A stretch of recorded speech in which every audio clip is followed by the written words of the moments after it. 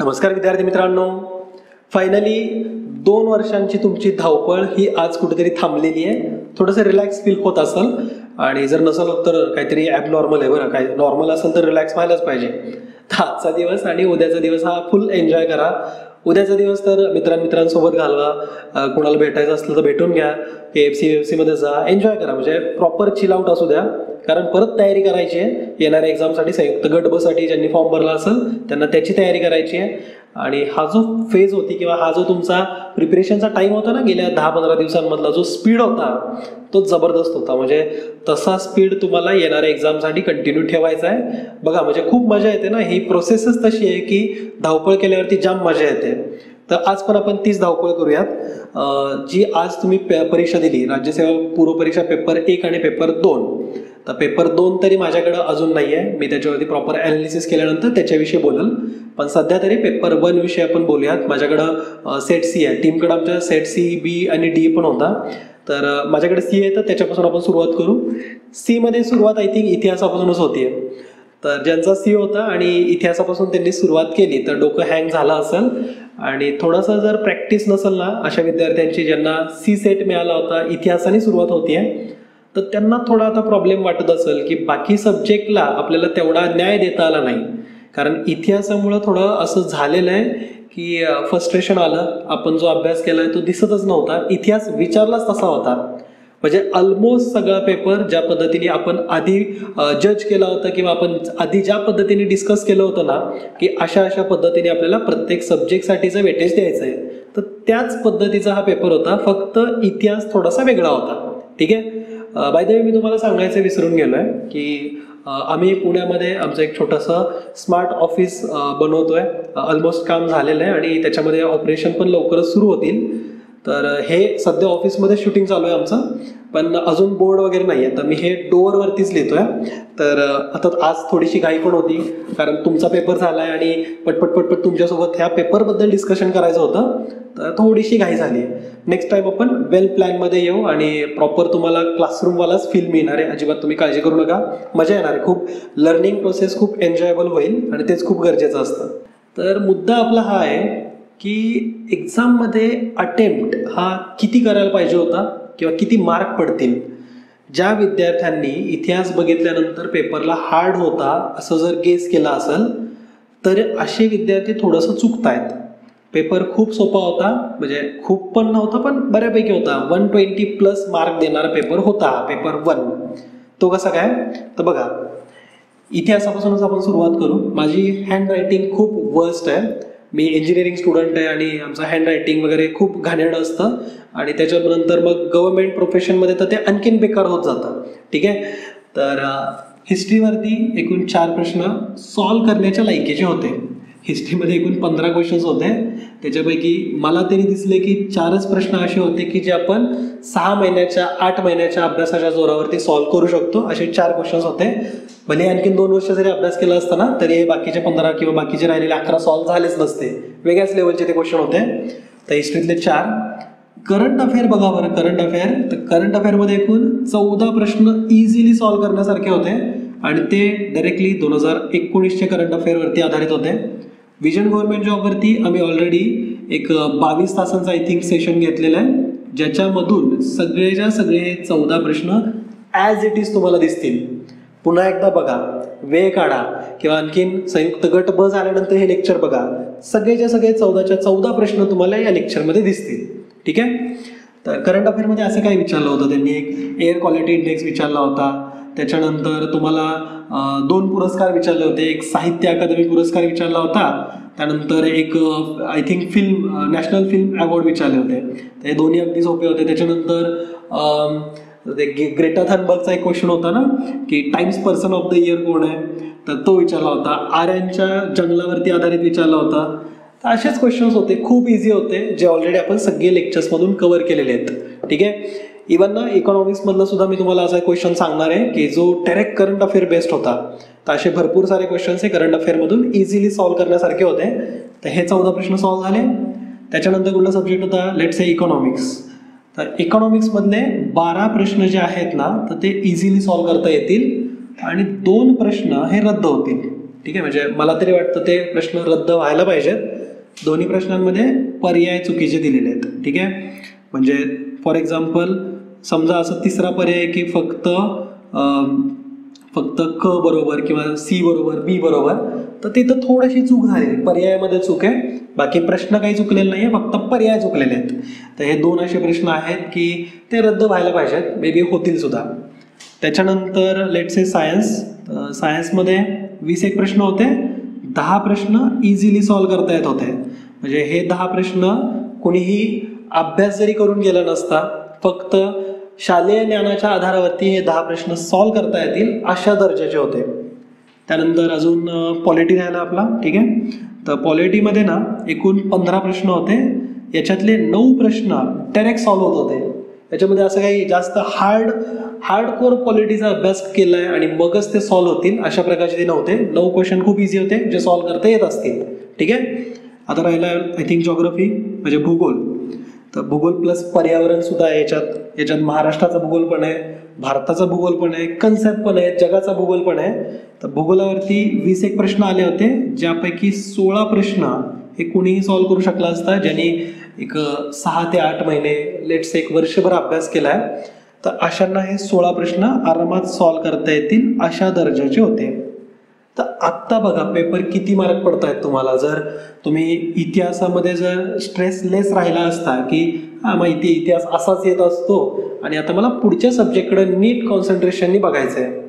काय झालं ना, ज्यांच्याकडे सेक्शन सी होता किंवा सी सेट होता ना पेपरचा, तर अशांना इतिहास बघून बर्डन आलं आणि त्यांना हे सब्जेक्ट एन्जॉय करता आले नाही आहेत. हे बर्डन पुढच्या सब्जेक्टमध्ये गेलं, त्याच्यामुळे अख्खा पेपर खराब गेल्यासारखं वाटतोय.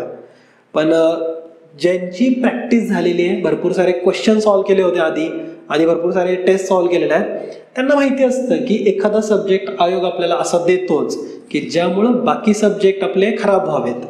आणि ज्यांनी त्याची काळजी घेतली असणार आहे, इतिहास बघितला, 4-5 क्वेश्चन येत नाही आहेत, पुढच्या क्वेश्चनकडे जे गेले असतील ना, त्यांना हा पेपर खूप मजा आली असेल सॉल्व्ह करताना, कारण उगाचच इतिहासाचा बाऊ झाला पण बाकीचे विषय चिल्लर होते. ठीक आहे, तर बघा किती आपल्याला क्वेश्चन सॉल्व्ह करता येतात. ऍक्च्युली हे मार्क पडतायत, हे करेक्ट येणारे क्वेश्चन्स आहेत. म्हणजे तुम्हाला ओनेस्टली सांगायचं झालं ना, तर मी स्वतः काही MPSCचा असा काही अभ्यास डिटेलमध्ये करत नाही. माझा करंट अफेअरवरती होल्ड आहे. मी त्याच्यावरतीच ट्राय करत राहतो की आपण करंट अफेअर वेगवेगळ्या सब्जेक्टला लिंक करत कसा अभ्यास करता येईल. ठीक आहे, म्हणजे माझं तर अभ्यासाचं आता ते नॅशनल युथ पॉलिसीनुसार आता युवा पण राहिलो नाही आहे मी. 2 दिवसांपूर्वीच ती लिमिट पण क्रॉस करून टाकली. तर मी अभ्यास वगैरे काही या MPSCचा वगैरे काही करत नाही. मी करंट अफेअरवरती होल्ड ठेवतो आणि बाकीचे सब्जेक्ट इंटरलिंक करत राहतो. तर मला सुद्धा एवढे मार्क आरामात मिळत आहेत. तर तुम्ही तर माझ्यापेक्षा जास्त आणि चांगल्या वेमध्ये अभ्यास केलेला आहे, तर तुम्हाला माझ्यापेक्षा जास्त मार्क पडायला पाहिजेत. ठीक आहे, मार्क पडणं मी तुम्हाला आधी पण सांगितलं होतं की नॉलेज असणं आणि पेपर सॉल्विंग टेक्निक असणं याच्यामध्ये खूप फरक असतो.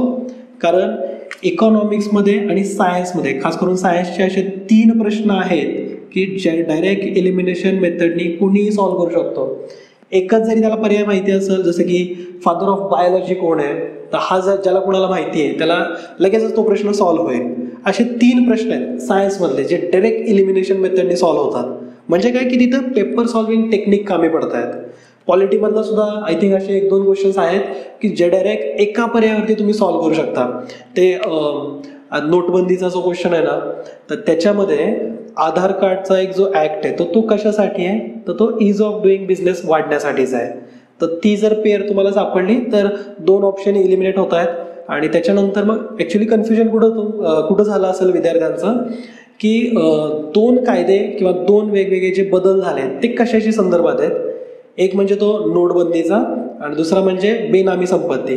तर नोटबंदीमुळं काय झालं किंवा त्याचा उद्देश काय होता आणि बेनामी संपत्ती कायद्याचा उद्देश काय आहे, त्या 2 गोष्टींमध्ये कन्फ्युजन झालं असेल, त्याच्यामुळे तुमचा पर्याय चुकू शकतो टिक करताना. तर असे काही क्वेश्चन्स होते जे पेपर सॉल्विंग टेक्निकनीच आरामात तुम्ही सॉल्व्ह करू शकत होता, अशा प्रकारचे होते. टोटल करून बघू आपल्याला किती मार्क पडले असते. 4 + 14 18, 18 आणि 12 30, 30 आणि 10 40, 40 आणि 16 56 आणि 9 63. 63 सॉरी, 56 अधिक 9 63 नाहीत होत, 65 होतात. आणि उगाच आता त्या गोष्टीवर मजा घेऊ नका. 65×2 130 होत आहेत मार्क. तर मार्क वाढतायत आपले. ठीक आहे. तर सर काय सांगतायत थोडं नीट लक्ष देऊन बघा आता. आणि एक प्रश्न असतो 2 मार्काला, तर 63×2 126 मार्क पडतायत. ठीक आहे. हे मार्क मिळालेले आहेत, याच्यामध्ये एकही प्रश्न चुकणार नाही. अशा प्रकारचे हे ॲक्युरेसी पण असते. आणि आपल्याला आपल्या इथं ना अटेम्प्ट हा लिमिटेड ठेवायचा होता. जे लोक 80-85 पेक्षा जास्त अटेंड करून आलेत ना ते थोडे जास्त रिस्कमध्ये आहेत, कारण पेपर ट्विस्टेड होता. म्हणजे चुकावे अशा दर्जाचे क्वेश्चन आयोगाने बनवले असतात. आणि त्याच प्रकारचा हा क्वेश्चन होता, हा पेपर 1 होता. तर ज्यांचा अटेम्प्ट खूप जास्त झाला आहे तर अशांना थोडं, जर त्यांची ॲक्युरेसी चांगली असेल ना तर याच्यापेक्षा चांगले मार्क पडतील. आणि ॲक्युरेसी थोडी कमी असेल किंवा गोळे मारले असतील तर चुकण्याचा चान्स वाढू शकतो. पेपर बघितल्यावरती थोडा अंदाजा यायला पाहिजे की आपण कितीपर्यंत आपल्याला सीमित ठेवायचं आपल्या अटेम्प्टला, किंवा आपण गोल करतो ना या पेपरमध्ये, तर गोल करताना थोडा हात जड झाला पाहिजे असा पेपर आहे. म्हणजे पेपर बघितल्यानंतर तुम्हाला समजायला पाहिजे. तर 126 पर्यंत मार्क पेपर 1 मध्ये येत आहेत मला. पेपर 2चा ॲनालिसिस प्रॉपर आपण करू. म्हणजे मी जनरली काय करतो, पेपर भेटल्यानंतर मी स्वतः सॉल्व्ह करतोय आणि प्रॉपर टाइम लावून सॉल्व्ह केलेलं आहे. आणि त्याच्यानुसार अशा प्रकारचे प्रश्न माझे सॉल्व्ह होत आहेत. आणि माझी एक अपेक्षा आहे की तुम्हाला याच्यापेक्षा चांगले मार्क पडले असतील किंवा याच्यापेक्षा जास्त चांगले तुमचे बरोबर येतील. ठीक आहे. तर अपेक्षाभंग अजिबात करू नका. आणि नाही होणार, अजिबात नाही होणार असं मला पण खात्री आहेच. आणि बाकी प्रत्येक सब्जेक्टमधलं सब्जेक्ट रिलेटेड जे क्वेश्चन्स आयोगाने विचारले ना, म्हणजे जॉग्रफीमधले जे काही 20 क्वेश्चन्स आहेत, पॉलिटीमधले 15 क्वेश्चन्स, इकॉनॉमिक्समधले, तर ह्या प्रत्येक सब्जेक्टला प्रॉपर डिकोड केलं जाईल. आमच्या फॅकल्टी त्याच्यावरती लेक्चर्स घेऊन येतील आणि त्यातून तुम्हाला प्रत्येक सब्जेक्ट म्हणजे त्यांचा प्रत्येक सब्जेक्ट हा ते प्रॉपर एक्सप्लेन करून तुमच्यापर्यंत घेऊन येतील. आणि आत्ता सध्या थोडासा वेळ आहे तर मी तुमच्यासोबत एक क्वेश्चन डिस्कस करतो. पॉलिटीमध्ये तो क्वेश्चन आला होता की कोणत्याही धर्म, जात, वंश या कारणामुळे कुठल्याही मुलाला, मुलीस शालेय संस्थानांमध्ये, एज्युकेशनल इन्स्टिट्यूट्समध्ये ज्या की सरकारकडून राबवण्यात येतात, चालवल्या जातात, तर याच्यामध्ये प्रवेश देण्यास मनाई करणं हे कोणत्या अनुच्छेदानुसार बंदी आहे अशा प्रकारचं करण्यास, अशा प्रकारचं कृत्य करण्यास. ठीक आहे. आता एक्झॅक्ट क्वेश्चन मला आठवत नाही, मी फक्त तुम्हाला एक त्याचं डिटेलमध्ये डिस्क्रिप्शन सांगतोय की अशा प्रकारचा तो क्वेश्चन होता. तर त्याच्यामध्ये पर्याय होते, आय थिंक त्याच्यामध्ये आर्टिकल 16 होतं, ऑप्शनमध्ये 30 होतं, 28 और 29 तर होतंच. तर 16, 30, 28 आणि 29 म्हणजे काय असा प्रश्न होता तो की कुठल्याही मुलाला त्यांच्या धर्म, जात, वंश, लिंग तर यानुसार भेदभाव केला जाणार नाही, मनाई केली जाणार नाही आहे कुठल्याही एज्युकेशनल इन्स्टिट्यूटमध्ये प्रवेश देण्यासाठी, जर ती इन्स्टिट्यूट ही सरकारच्या खर्चातून, निधीतून चालत असेल तर. ठीक आहे. तर याच्यापैकी कोणत्या आर्टिकलमध्ये असं सांगितलंय की त्या गोष्टीला मनाई आहे, भेदभाव करण्यास मनाई आहे किंवा त्याला प्रवेश दिला जाईल? तर त्याचा आन्सर बघण्यापूर्वी ना कलम 16 मध्ये काय सांगितलंय ते बघा. कलम 16 जे आपलं आहे त्याच्यानुसार नोकऱ्यांमध्ये समान संधी, तर या रिलेटेड हे आर्टिकल आहे, आर्टिकल 16. नोकऱ्यांमध्ये समान संधी, कुठल्याही प्रकारचं डिस्क्रिमिनेशन केलं जाणार नाही, प्रत्येकाला समान संधी असणार आहे.